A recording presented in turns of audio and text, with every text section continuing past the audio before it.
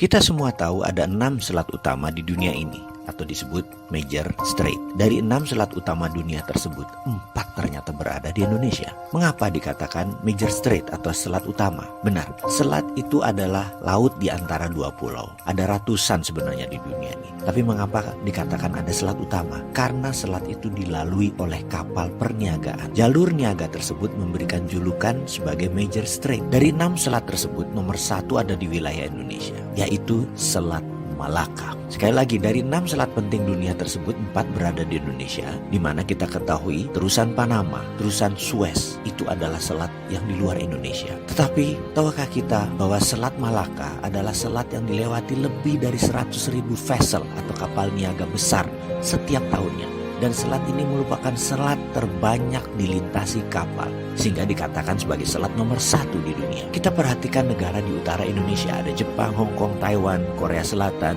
Cina, di mana semuanya adalah negara produsen besar di dunia.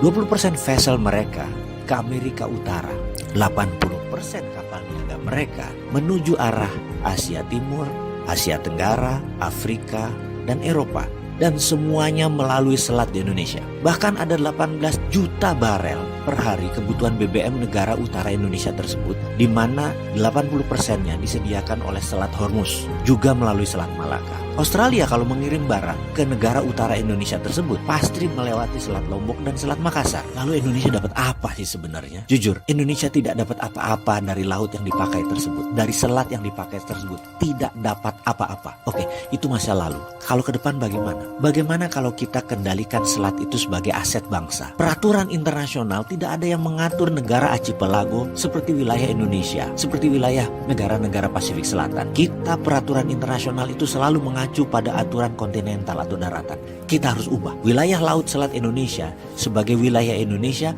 dan Indonesia memutuskan misalnya menutup laut tersebut. Apa yang terjadi? Dunia bisa geger. Australia lewat Papua Nugini kalau mau kirim barang ke utara. 4 negara utara Indonesia, Cina, Jepang, Korea, Taiwan, muter lewat Papua Nugini. Tidak usah pakai Selat Malaka. Gak bisa masuk lewat Natuna. Atau kalau mau ya melipir lewat sisi Thailand dan melipir lewat sisi Malaysia di Selat Malakanya. Pokoknya kalau mau melewati wilayah Indonesia, bayar asuransi senilai 1% dari nilai barang. Kita tahu barang yang lewat tersebut ada lebih dari 2 triliun dolar atau 2.000 billion. Jadi kalau itu kita asuransikan atau kita pajakin versi kita dengan nama asuransi, kita mendapatkan lebih dari 250 triliun per tahun. Dan ini untuk devisa negara. Akankah negara adik kuasa seperti Cina dan Amerika marah besar? Pasti. Beranikah kita melawan dan mempertahankan hak kita? Harus berani. Itu namanya revolusi.